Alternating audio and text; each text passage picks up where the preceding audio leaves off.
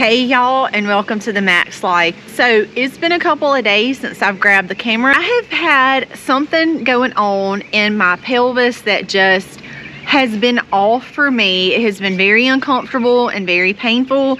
So I ended up going to see my normal doctor. Could not get me in. She was booked up for like a month, and I was like, this just is not gonna work. So I ended up going to see someone that's not my doctor. I went in. After an ultrasound, they found that I have what is called a hemorrhagic cyst on my right ovary that has been apparently bleeding out into my abdominal cavity. So they did say that I had some free fluid in my abdominal cavity that they said was probably blood from the cyst bleeding. It has been pretty uncomfortable. I have had pains on and off really since Oklahoma trip. I just knew something wasn't right. That Saturday morning, I just had to really lay down because I knew something wasn't right. I was fine for the rest of that day, fine for the Sunday. When we got back home from the trip is really when I started having kind of these up and down days, some back pain, just not my normal. So they said within a couple of weeks it should resolve and I should be back to my normal. So I have been trying to diagnose myself. I've been treating myself for a UTI just in case that might have been part of the problem. I've also contemplated kidney stone, which I don't think that it is a kidney stone, and I've also considered appendicitis. So a lot of those things, you know, are just kind of playing in the back of my head. Like I said, it has waves where it comes and goes, which to me just, I'm like, this doesn't make sense. Yesterday I had a great day. Today, this morning, I did not feel wonderful. And you guys know that we don't love medication, but today is one of those days where I did not want to stay inside on the couch. And I said, you know what? I'm going to take 2 Motrin and I'm going outside with my family today because we have a lot to do outside and it needs to get done, and it's not going to get done if I'm on the couch. And Colby's off today and the family's just going to kind of be in and out, and I don't want to be laid on the couch. So I took 2 Motrin a while ago and we're about to get to work. I'm going to bring y'all along with us to tag along for the day, and I'm hoping that my day doesn't get any worse and everything goes smooth sailing. And you know, I told Colby it was only going to be 1 or 2 options. Either I'm going to get worse, it's going to be something else, and we'll end up in the hospital and we'll figure out what that is, or it's just going to go away on its own over time. So who knows? I guess time will tell. We'll see.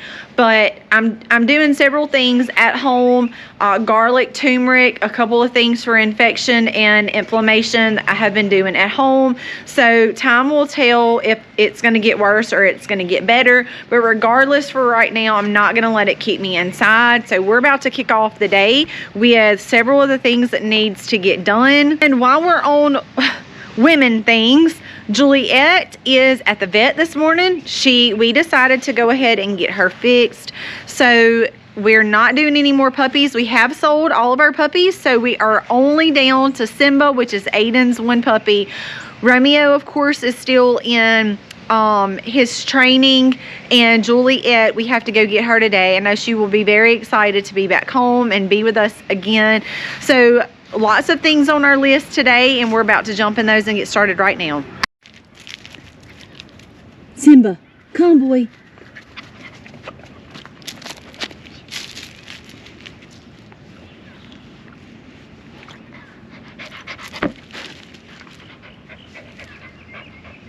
I got Simba out of his pen, which we've been keeping him over in actually it's the mobile chicken coop, but it's easy to get him in and out.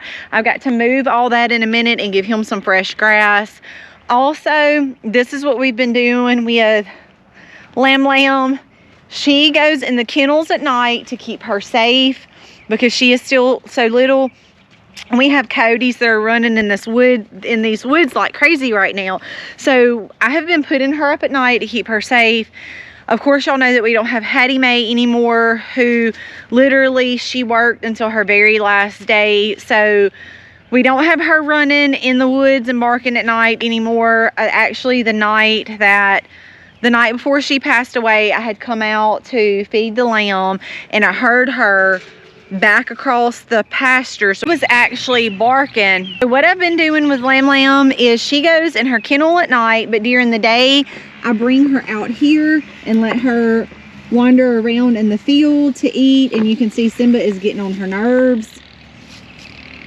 But she has so much grass over there to eat. She has been doing wonderful transitioning from bottle, which she only gets in the mornings now, to over on grass, which is a great thing. She is transitioning wonderful, and Simba is getting on her nerves, so I'm just gonna have to get him. So walking out to the greenhouse, we have so much going on in here. I am really proud. I did get some more comfrey plants from Azure. This is the brand. Oh, this is the brand. They have done really well for me. These have grown so much since I first got them. They were, I mean, just they're growing amazing. They were so little. I also was able to split my big plant, and I am not even sure where it's at right now. But anyway, I believe it's under this. Lots of stuff going on. Here is some microgreens, sunflowers, and cabbage that we have back here. That's something that we actually have not grown in a little while. I'm going to show y'all some of my seed starts. Some of them I've been very happy with. Some of them, like, oh, my poppies are coming up. Very good. My poppies are coming up right now. These are the California jelly beans. They're doing pretty good. So far, it doesn't look like very much on the tangerine gem poppies. I also have my chamomiles, my basils, different sunflowers, tons of different marigolds, so I'm super excited about that. Plan on saving all those seeds, guys. I also have some amaranth. Now, my pansies is what I have been not real happy with. These were all the pansies that I planted. And of course, you can see the amaranth is doing wonderful, but I have not had very much luck on the sweet peas or the pansies, which I've never grown pansies before because typically don't grow flowers. But since pansies are edible flowers, I really did want to grow some. Now, I did buy one already started from Azure, and as you can see, it's doing wonderful. So I really wanted to bake with some of the flowers this year, and of course they're beautiful to add to salads and stuff like that. But I'm just going to walk y'all out and show y'all what my main plan is today, that Simba is going to trick me before the day's over. What I'm getting started on right now. Come here. Hey. Good boy, good boy. Hey. Hey. I think I told y'all, but when we got back from Oklahoma, one of the first things that I did, because I was worried about the light frost that come in the night before we left, it got down to 32 degrees, and I was so much in a panic that I had lost all my fruit. But guys, I've got to show y'all good news.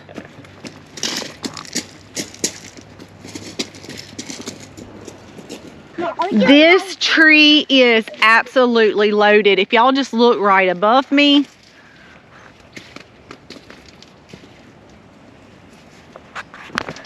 there is plums everywhere. My tree is absolutely loaded down, and before they've even grown too much, just the weight of the limb and the leaves and the plums that have already come in have already actually lowered this whole limb right here. I am thinking about getting a T-post and lifting that up a little bit and tying that up just to support it. I'm going to ask Colby his thoughts, but this is the biggest and prettiest our plum tree has ever been. It is so loaded down, and we are so very thankful that the Lord saw fit that we needed these plum trees this year. Same thing with the blueberries, but turning around in the opposite bed, of course you can see our asparagus are starting to really put off. I'm out every couple of days picking out of this bed. All of this arugula and all of this kale, you can see that the kale has started to go to seed right there. And all of the arugula has already gone to seed. So my plans for this bed is this, as simple as this. I've got to come in, I'm going to get up all of the arugula except for 2 plants because we're not harvesting off of this right now. So I'm going to come in and clean all of this up except for 2 plants. I've got a beautiful self-heal that is growing right here. If y'all are not familiar with self-heal, that's a wonderful herb to have on hand, so that will stay as well. I'm going to clean up the rest of this bed. Since the kale has not started going to seed except for that one, I'm going to leave all the rest of the kale. I'm not going to clean that up yet. I'm going to come in and prep all of this soil, and I also have some echinacea growing up in here that we're going to leave too. All of this is echinacea or coneflower.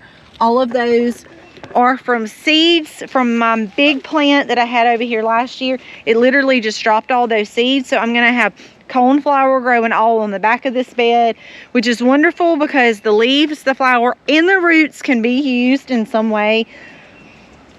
So that's my plan for this bed back here. I also have, these are all, you see, they're all starting to go to seed here. So we're not really harvesting lettuce off of this bed anymore either, because I have some lettuce in the other bed. I am going to go ahead and clean all of this up. Same thing, leaving 2 plants so that we can harvest seed, because that is what is sustainable, is having plants that can go to seed where you can continually get that seed. Same thing over here. If it's not going to seed yet, it will stay so we can continue to eat off of it, like these plants right here will stay. But all of the broccoli in this area, which was a pretty good bit, has all pretty well gone to seed and flowered, and the bees have enjoyed it. There's still a couple that's got little flowers on them, but most of them have already gone to seed pods. And if you don't know what I'm talking about, I'm fixing to show you. So you see all of these seed pods right here. These were flowers like this. They've gone to these little seed pods, and now they're on these big seed pods. Obviously, these seeds are not ready. I will leave these to mature out. The longer the seeds are connected to the mother of the plant, the more mature the seeds are going to get, and the more chance you're going to have with successful germination, as long as you allow them to mature on the plants. But I wanted to open the seed pod so that you guys could actually see the immature seeds in the seed pod.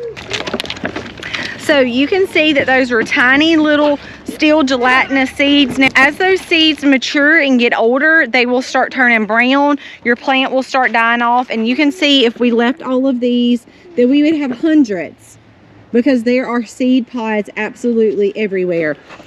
But I don't need that many seeds, but I do need my bed. So I will leave, that one is probably the most mature, but it will kind of hinder me from planting in a row.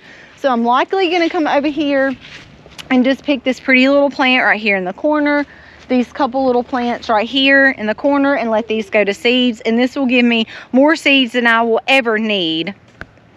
And we're going to clean up the rest of this bed, so that is one of my goals today. Also, we have gotten asparagus in these beds, asparagus in this bed back here. I've already got a couple of sweet potatoes planted down here. Some of them are still in shock because I just put these in like 2 days ago. They are going to grow up and start vining everywhere. I have more sweet potatoes that need to be put in the ground. I'm not sure if we're going to put them in here or plant them somewhere else. I have 2 more empty beds that also need to get some stuff in. Today is just going to be one of those days where it's kind of clean up, maintenance. I do have a couple of things that need to go ahead and be put in the ground, like the rest of my sweet potato starts.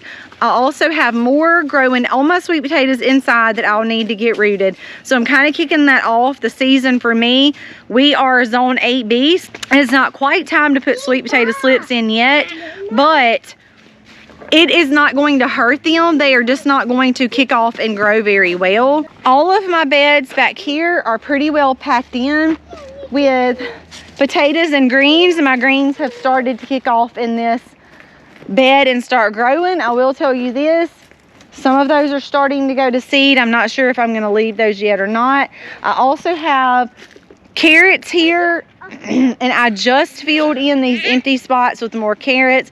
I've wild lettuce growing absolutely everywhere over here, which I've got to go in. I let one go to seed, y'all, and let me show you the results. And I've already pulled up a ton.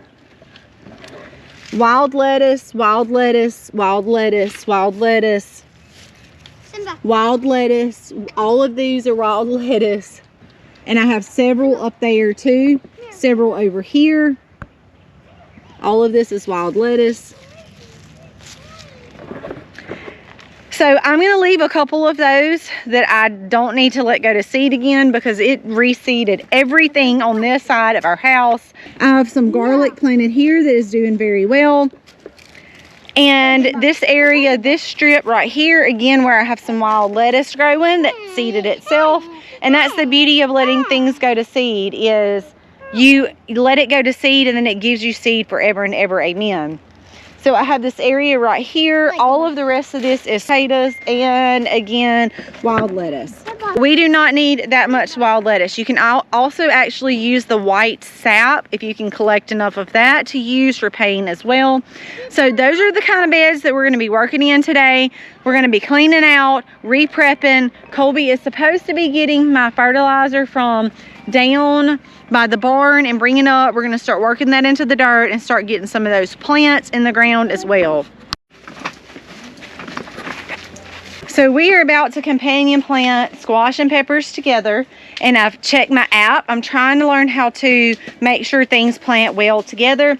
I will tell you though, on the squash, it is probably going to be very interesting squash because these seeds might have been cross-pollinated, so I'm not sure what they're going to actually grow. I'm sure it will be edible, although it might not be very pretty. We're going to see, but we're about to start transplanting some things over here, and I'm excited about it for sure.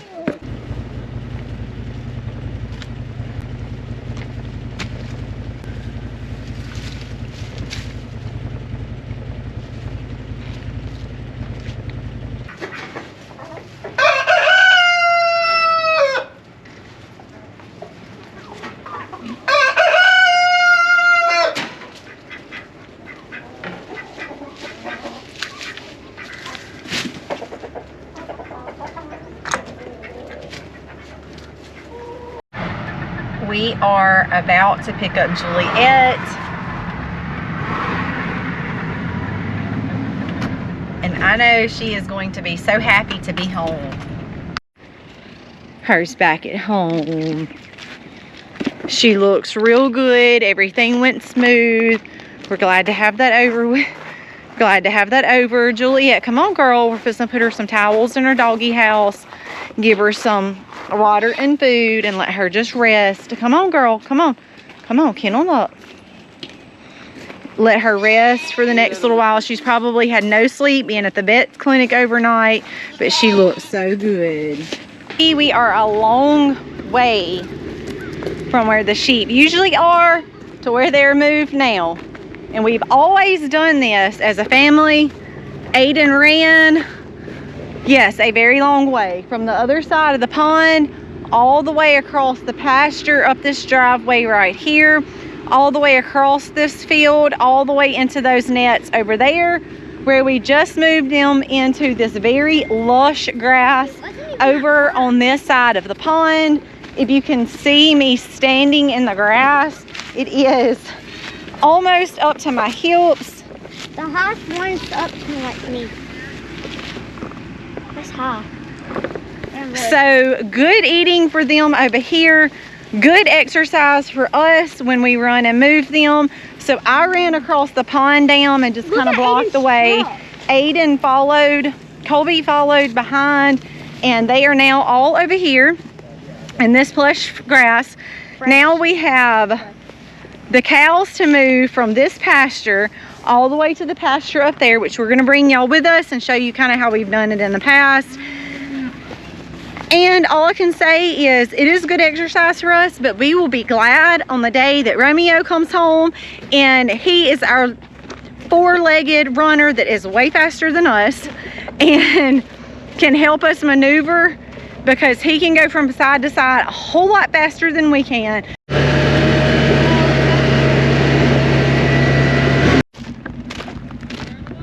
What are you working on?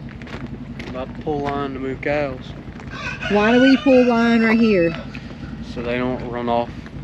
Into the garden we just planted. I want to show y'all the newest addition on the farm. That's April, because she was born in April.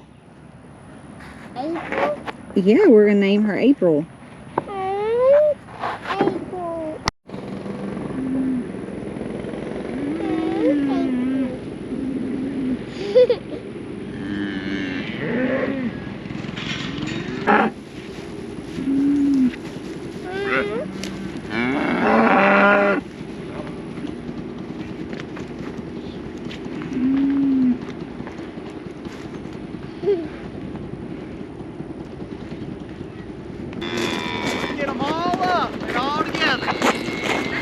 the gate. I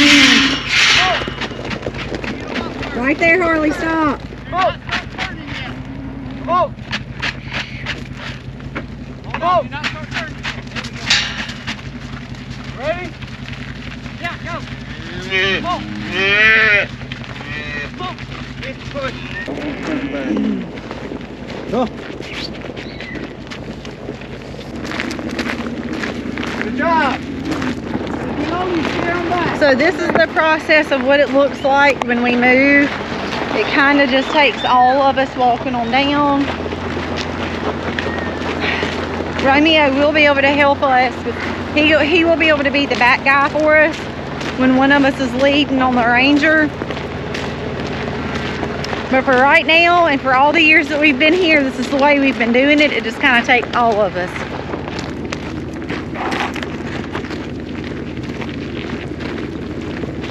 Coming ahead of them to get right here. Stay right there, Jennings, so they don't come past the rope where our garden's at. Stay right there, buddy. Get out, Jim, when they come by, you get out.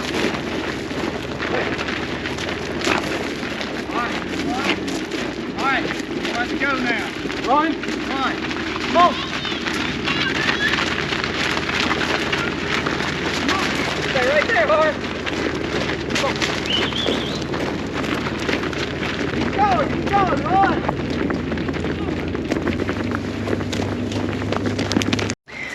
Unfortunately, they wouldn't turn in. So I've run up here and went under the gate. We're just gonna try to walk them back through. They're blocking down there. Whew. That means we're done, and that's a wrap on today. God bless and happy homesteading, y'all.